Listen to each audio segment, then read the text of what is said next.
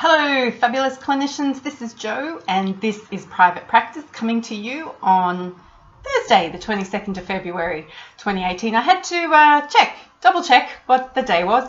Feels like things are blending into one another, but I know it's Thursday because we had the very first group call of the brand new 5 Favorite People program start today. Woohoo! So that was great to have clinicians on the call and start to help them understand what we're going to be doing over the next 12 weeks and realizing that when I say that there's not a lot of homework and it's not very arduous, there's really not a lot of homework that's not very arduous, although you do have to confront some things you might not like about yourself. That's okay. That's all a part of getting out there and building your confidence and your expertise in helping people understand who you are and who you serve. But that's not what I'm going to talk about today. I'm going to talk about the joys of recruiting. You see, of my practice building clients at the moment, 1, 2, 3, 4 of them are all recruiting. And it's such an interesting exercise when you have to go to market and recruit for people for your team. We all want easy. We all want it to be people we can trust, who have undying loyalty for us, who will never betray us and never leave us and not use up all our resources because we have to train them to do things our way. And the process of recruitment isn't quick. Finding the right person to fit the culture of your business, even if you're just a one-person show, is really tricky. And when we are putting our hard-earned money and our energy and our time into training said new recruit, we want to make sure we get it right. And I've been recruiting for almost as long as I've been in my professional career. I started being a part of recruitment panels and things really early on in my career, and it hasn't changed. All employers of people want the ideal recruit who will never leave them, never change, never be disloyal, never betray, and finding that unicorn is quite a challenge.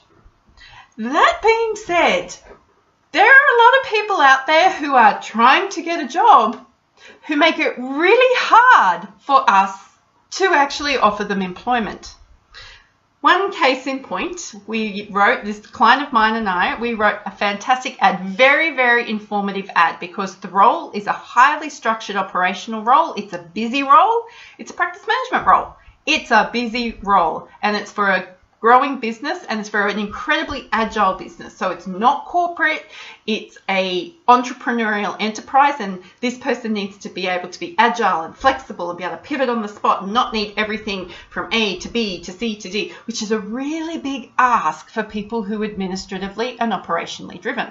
So we thought it was best to give a lot of information in the ad so that the right people could apply. We screened 30 resumes, which were received in less than a 24-hour period. And of those 30 resumes, only 3 people made the cut. So it specifically says in the job ad, you must be eligible to work in the nation. So we had people saying, I need sponsorship. Well, they're left out. We had people who used the wrong job title that was being advertised. Like that just totally confused me. We had people who only read half the job description and ignored the rest of the job description. We had resumes sent without any introduction or cover letter, and there was no way that we could understand how the resume related to the job that was being advertised. We had people who professed to have fantastic English skills and Microsoft Office skills and great with editing and publishing, with spelling errors and formatting errors and grammar errors. So while we want a lot from potential new recruits and employees, people who are applying for work are actually making it really, really hard for us to find them. So if you're out there looking for a job, even if you want to be in private practice and you want to come under someone else's banner for a little while, you've got to make yourself the best possible candidate. And you've got to make it easy for people like myself and my practice building clients to actually know how you're the best candidate for this job. Don't make me work any harder than I need to. I'm already working too hard if I am trying to recruit. It just totally baffles me how people do not have the knowledge or the skills or even the ability to think through what is a person looking for when they're advertising for a job.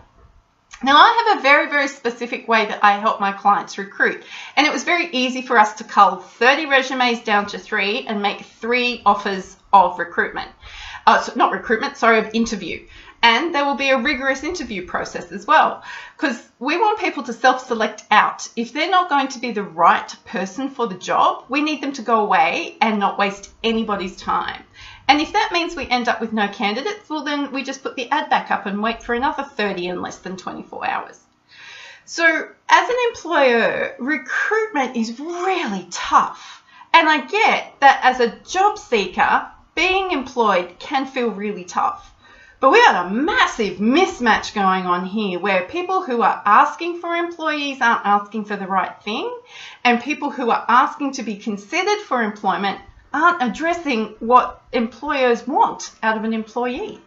I could talk about recruitment for days. Seriously, I have so much to say on this and how we need to get better at it, and traditional forms of job seeking are just not working anymore.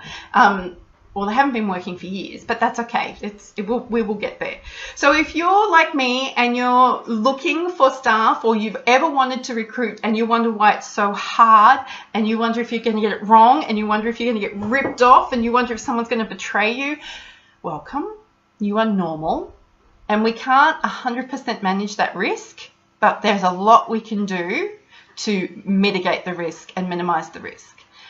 And if you're watching this and you're somebody who needs a new job, wants to be considered for other work opportunities, get yourself ready to be the best candidate for the role that you want. That doesn't mean more clinical skills. Let me assure you, we can teach clinical skills. It's all those other bits that you come with that aren't necessarily related to your clinical skills that we need you to express to us that you are keen to help us understand. We want to know that you're going to be the best fit for our organisation. Show us. Don't make me work so hard to find the fit. All right, recruitment can be exhausting, which is why the last time I needed to recruit, I used a recruitment professional, and she was awesome. Massive shout out to Linda Kemp of Complete Recruitment Solutions here near where I live. She was brilliant. Best possible candidate. I only had 2 candidates that I needed to screen. That was awesome. But I know that not all recruiters are the same, and I certainly wouldn't recommend a lot of recruiters based on what I see happening over there on LinkedIn. Okay, I think this is enough of a ranty episode of This is Private Practice today. Hope you're having a great week. Looking forward to Friday tomorrow. Didn't that come around quickly? All right, everybody. Have a great evening, day, morning. Looking forward to talking to you later. Bye.